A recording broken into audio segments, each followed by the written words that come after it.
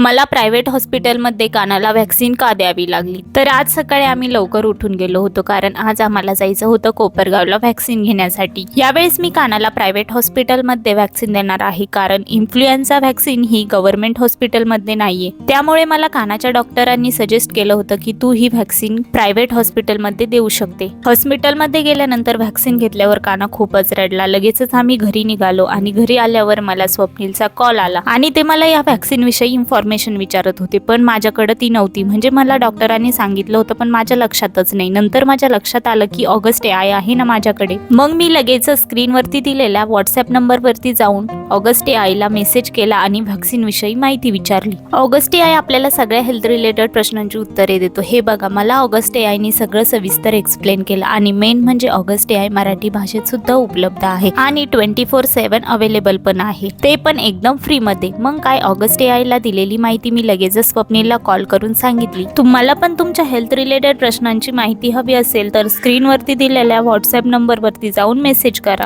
आणि उत्तरे मिळवा. चला तर भेटूया नेक्स्ट व्लॉग मध्ये. बाय.